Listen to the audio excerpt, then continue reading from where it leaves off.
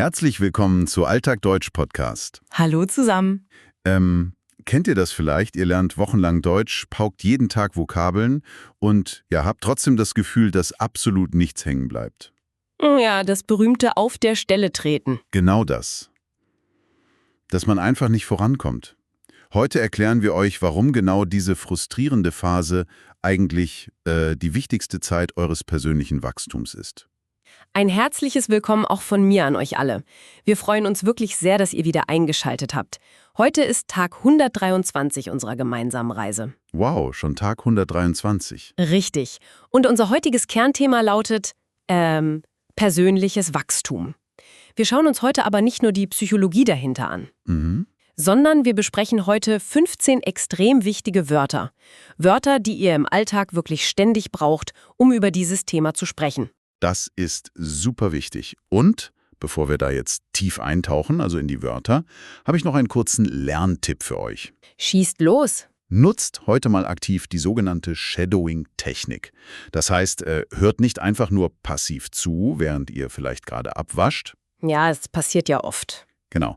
Sondern achtet wirklich ganz genau auf unsere Aussprache. Und auf den Rhythmus der Sprache. Das ist ein toller Tipp. Sprecht die neuen Wörter einfach leise im Kopf mit. Oder sogar laut, wie so ein Schatten. Also Shadowing. Sozusagen Muskelgedächtnis für den Mund, richtig. Absolut. Und noch etwas, wenn ihr an persönliches Wachstum denkt.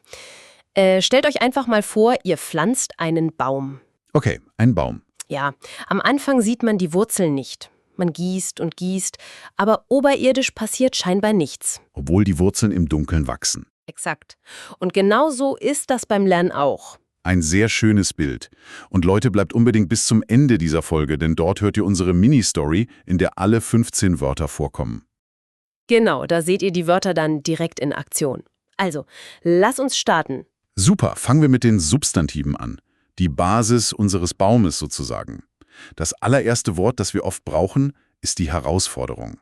Richtig. Auf Englisch übersetzen wir das mit Challenge. Challenge. Eine Herausforderung ist einfach eine schwierige Aufgabe. Etwas, das uns, aus der Routine holt. Ein typischer Alltagssatz wäre: Neue Herausforderungen helfen uns zu wachsen. Das sagt man oft, ja. Aber wie schafft man das im echten Leben? Also wenn ich vor einer Präsentation auf Deutsch stehe, habe ich einfach nur Panik. Das fühlt sich nicht wie eine tolle Herausforderung an. Ja, das ist völlig normal. Aber biologisch gesehen sind Angst und Aufregung fast identisch im Körper. Echt jetzt? Ja, dein Herz schlägt schneller, du schwitzt, du bist wachsam. Der einzige Unterschied ist eigentlich nur, wie dein Gehirn das nennt. Ach so, das Etikett also. Genau. Wenn du sagst, oh nein, ein Problem, dann kriegst du Panik. Wenn du das Wort Herausforderung benutzt, denkst du eher, okay, das ist eine Aufgabe, die ich schaffen kann. Verstehe. Also das Wort ändert echt die Sichtweise. Aber was nützt mir das beste Wort, wenn ich tief im Inneren trotzdem denke, ich falle durch? Tja, dann fehlt dir eine entscheidende Zutat. Und das ist unser zweites Wort, das Vertrauen. Das Vertrauen. Auf Englisch Trust, oder? Richtig, Trust. Die Erklärung ist ganz simpel. Es ist der feste Glaube an sich selbst oder an seine eigenen Fähigkeiten. Hast du deinen guten Satz für uns? Klar. Ein einfacher B1-Satz wäre: Ich habe Vertrauen in meine Fähigkeiten. Ich habe Vertrauen in meine Fähigkeiten. Warum ist das beim Lernen so extrem wichtig? Denk wieder an unseren Baum. Wenn du den Samen pflanzt und gießt und da kommt nichts, da brauchst du Vertrauen. Wer kein Vertrauen hat, der hört auf zu gießen, kurz bevor das erste Grün rauskommt. Oh, das stimmt. Man gibt zu früh auf. Genau. Du musst darauf vertrauen, dass dein Gehirn arbeitet, auch wenn du heute mal 3 Vokabeln vergisst. Okay, das beruhigt mich.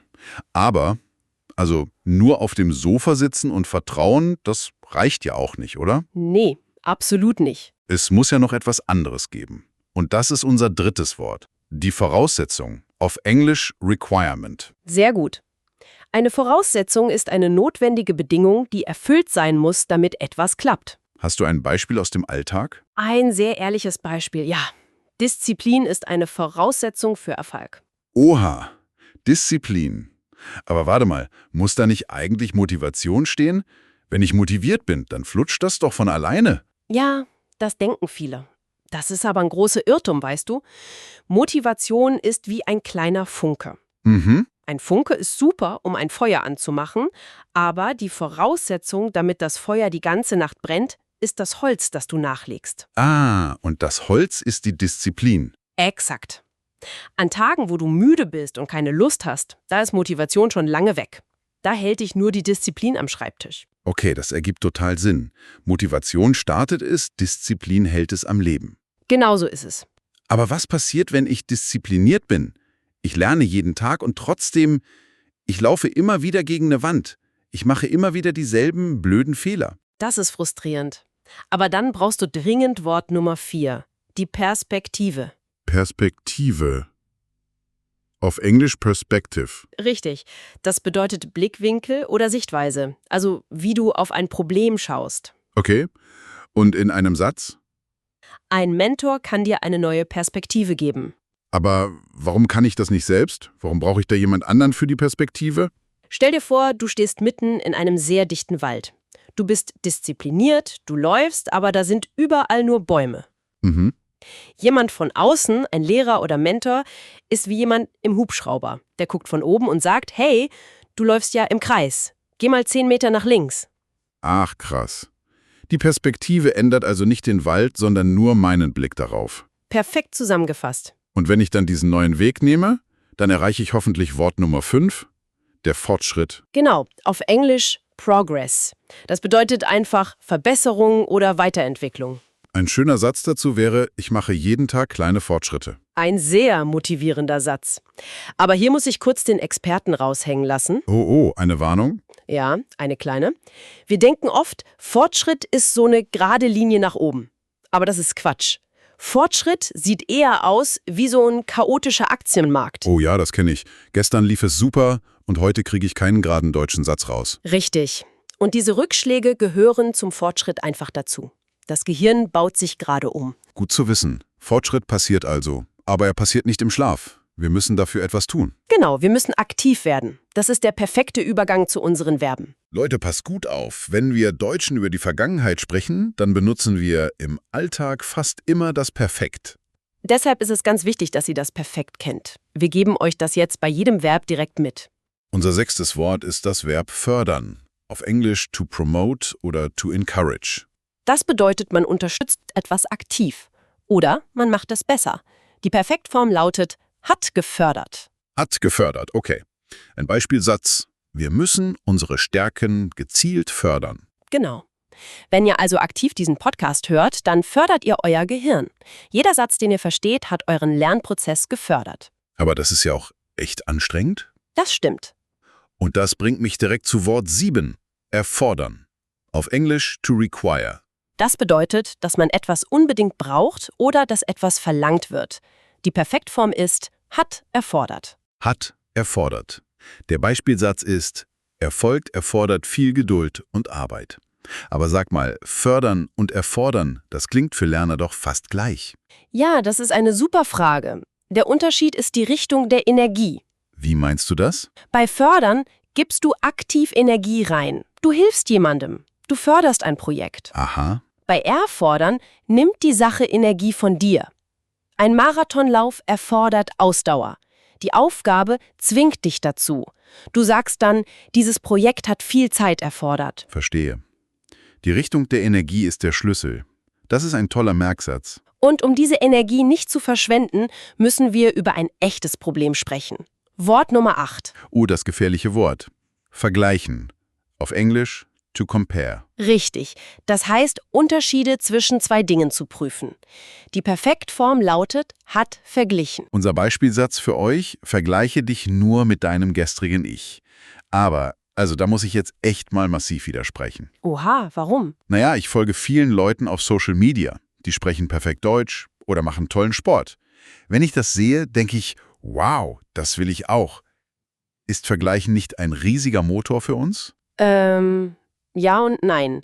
Manchmal ist ein kurzer Vergleich inspirierend. Das stimmt. Aber meistens ist es echt toxisch für unser Gehirn. Toxisch. Wirklich? Ja, weil wir Äpfel mit Birnen vergleichen. Guck mal, wenn du anfängst, bist du in Kapitel 1 deines Buches, ja? Ja. Wenn du dich mit diesem Influencer vergleichst, dann vergleichst du dein Kapitel 1 mit seinem Kapitel 20.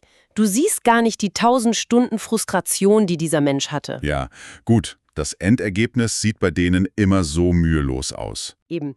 Und wenn du dann deinen ersten, vielleicht noch fehlerhaften Versuch nimmst und das mit Perfektion vergleichst, dann schüttet dein Körper Stresshormone aus, du fühlst dich schlecht. Das stimmt leider. Darum der Satz, vergleiche dich nur mit der Person, die du gestern warst. Wenn du heute 2 neue Wörter kennst, hast du dich verbessert. Okay, ich habe also mit mir selbst verglichen. Das ist gesünder, ich mache quasi nur meinen eigenen Raum etwas größer. Genau. Was uns direkt zu Wort 9 bringt. Erweitern. Auf Englisch to expand. Das bedeutet etwas vergrößern. Die Perfektform ist hat erweitert. Ein Satz dazu, man sollte sein Wissen ständig erweitern. Hier passiert was Tolles im Kopf. Die Komfortzone, wo wir uns sicher fühlen, die ist wie so ein Gummiband. Ein Gummiband, okay. Wenn du nichts Neues machst, bleibt es eng. Aber wenn du dich anstrengst, dann ziehst du an diesem Band. Du hast deine Zone erweitert. Und das Gehirn zieht sich danach nie wieder ganz auf die alte Größe zurück. Das ist ja cool. Aber wenn ich das Gummiband ziehe, dann flutscht mir das auch mal aus der Hand. Es tut weh, Sachen laufen schief. Klar, Fehler passieren immer. Und deshalb brauchen wir unbedingt Wort 10. Umgehen. Auf Englisch to handle oder to deal with. Etwas handhaben oder bewältigen. Und Leute, hier ist eine große grammatikalische Falle. Oh, was für eine? Die Perfektform von umgehen bildet man mit sein. Man sagt also, ist umgegangen. Ah, nicht hat umgegangen? Nein, niemals. Ist umgegangen. Unser Beispielsatz, lerne, positiv mit Kritik umzugehen. Das ist echt wichtig. Lerne, positiv mit Kritik umzugehen. Es geht nie darum, keine Fehler zu machen. Das ist unmöglich. Die Frage ist immer, wie bist du mit dem Fehler umgegangen? Hast du aufgegeben oder hast du was gelernt? Wie man damit umgeht, entscheidet alles. So, wir machen einen winzigen Break. Wenn euch unser täglicher Deutsch-Podcast hilft, dann abonniert gern unseren Kanal und gebt uns einen Daumen nach oben. So verpasst ihr keine neue Folge. Genau. Vielen Dank für eure Unterstützung. Das hilft uns wirklich sehr. So, wir haben die Basis und die Aktionen besprochen. Aber wie fühlt sich das an, wenn es endlich klappt? Jetzt kommen die Adjektive. Die Belohnung. Wort Nummer 11 ist tatsächlich auf Englisch actual oder real. Das bedeutet, etwas ist wirklich in echt passiert. Keine Einbildung. Der Satz dazu, das ist mein tatsächlicher Fortschritt. Das Wort ist so wichtig, weil unsere Gefühle uns oft anlügen. Man denkt, oh, mein Deutsch ist heute furchtbar. Oh ja, dieses Gefühl habe ich dauernd. Aber wenn du dir deine alte Sprachnotiz anhörst, von vor 6 Monaten, dann merkst du erst den Unterschied. Dann siehst du deinen tatsächlichen Stand. Das ist ein unfassbar gutes Gefühl. Und das ist Wort Nummer 12. Sichtbar. Auf Englisch visible. Klar erkennbar. Unser Beispiel? Die Ergebnisse sind nach Monaten endlich sichtbar. Um bei unserem Baum zu bleiben, das ist der Moment, wo die kleine Pflanze aus der Erde bricht. Endlich. Aber damit das passiert, reicht halbe Kraft ja meistens nicht. Wir brauchen Wort Nummer 13. Intensiv. Englisch intensive. Das heißt sehr stark oder sehr gründlich. Der Beispielsatz: Wir brauchen eine intensive Phase der Übung. Hier gibt es leider ein großes Missverständnis beim Lernen. Welches denn? Ich lerne manchmal 3 Stunden am Stück. Aber, naja, der Fernseher läuft, ich gucke aufs Handy, trinke Kaffee. Ist das nicht intensiv, weil es 3 Stunden sind? Absolut nicht. Das ist das exakte Gegenteil von intensiv. Ernsthaft? Ja. Stell dir mal eine Lupe vor, so ein Brennglas in der Sonne. Okay, habe ich. Wenn du die Lupe dauernd hin und her bewegst, passiert auf dem Papier unten gar nichts. Das Licht ist gestreut. Ja.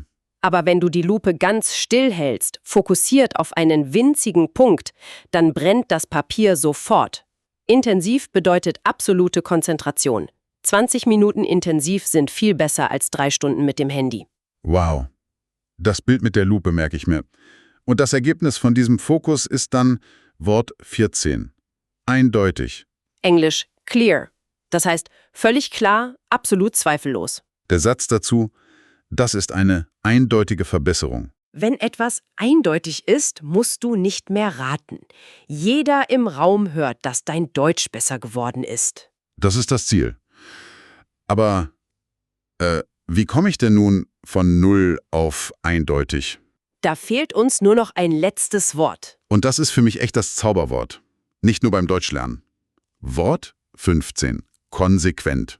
Auf Englisch consistent. Es bedeutet beharrlich, zielstrebig, ohne große Pausen. Unser Satz: Wer konsequent übt, wird sein Ziel erreichen. Weißt du eigentlich, warum ich dieses Wort so liebe? Nein? Warum nennst du es Zauberwort? Weil es mir total den Druck nimmt. Ich dachte echt immer, ich muss am Wochenende ein ganzes Grammatikbuch durcharbeiten. Das ist anstrengend. Ja, voll. Aber konsequent ist so freundlich. Ich muss nur jeden Tag 10 Minuten investieren. Aber wirklich jeden Tag. Ohne Ausnahme. Ja, der stete Tropfen höhlt den Stein. 10 Minuten am Tag schlagen 3 Stunden am Wochenende. So, das waren sie. Alle 15 Wörter im Detail. Und jetzt wird es spannend. Habt ihr alle gut aufgepasst? Wir hoffen es. Lehnt euch zurück und spitzt die Ohren. Hier kommt unsere Mini-Story. Hört gut hin, ob ihr die 15 Vokabeln im echten Kontext wiedererkennt. Los geht's! Lukas stand vor einer riesigen Herausforderung. Er hatte beschlossen, in 6 Monaten einen Halbmarathon zu laufen, obwohl er in seinem Leben noch nie weit gejoggt war. Aber tief in seinem Inneren hatte er das feste Vertrauen, dass er es schaffen könnte. Er recherchierte viel und wusste, dass gutes Training die wichtigste Voraussetzung für dieses ehrgeizige Ziel ist. In den ersten Wochen war es echt eine Qual. Jeder Schritt tat weh. Doch dann traf er einen erfahrenen Trainer im Park. Dieser gab ihm eine völlig neue Perspektive auf das Laufen. Der Trainer erklärte Lukas, dass man seinen körperlichen Fortschritt nur fördern kann, wenn man dem Körper auch Pausen gibt. Gutes Training erfordert nämlich nicht nur Schweiß, sondern auch viel Geduld. Der wichtigste Tipp des Trainers war aber, mache niemals den Fehler, dich mit den echten Profis zu vergleichen. Lukas nahm sich das zu Herzen. Er begann seine Laufstrecke immer nur ein ganz kleines Stück zu erweitern. Und er lernte positiv mit Rückschlägen und Muskelkater umzugehen. Und tatsächlich, nach einigen harten Monaten wurde ein tatsächlicher Erfolg auch körperlich sichtbar. Besonders nach einer sehr intensiven Trainingsphase, kurz vor dem großen Rennen, gab es eine eindeutige Leistungssteigerung. Warum? Weil Lukas jeden Tag konsequent an seinem Ziel geblieben ist. Als er schließlich überglücklich die Ziellinie überquerte, wusste er, das war erst der Anfang. Wow, was für eine schöne Geschichte. Ja, und das Tolle ist, das ist die exakte Blaupause für jedes Ziel. Auch für euer Deutsch. Absolut. Aber bevor wir uns heute verabschieden, möchte ich euch noch einen kleinen Gedanken mitgeben. Oh, was denn? Schaut euch heute mal eure größte Herausforderung an, sei es beim Lernen oder im Job. Versucht ihr gerade wegzulaufen, weil es schwer ist? Das machen ja viele. Ja.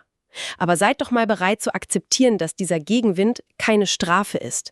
Es ist genau die Bedingung, die euer persönlicher Baum braucht, um tiefere Wurzeln zu schlagen. Das ist ein richtig kraftvoller Gedanke zum Abschluss. Lasst das mal auf euch wirken, Leute. Und jetzt seid ihr dran. Genau.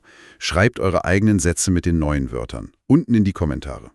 Wir sind sehr gespannt. Wir lesen das super gerne und korrigieren auch ein bisschen, wenn ihr wollt. Und wenn euch der Podcast gefällt, abonniert den Kanal und gebt uns einen Daumen nach oben. Vielen Dank fürs Zuhören. Wir wünschen euch viel Erfolg beim Deutschlerner. Bis bald bei Alltag Deutsch Podcast. Tschüss und einen schönen Tag noch.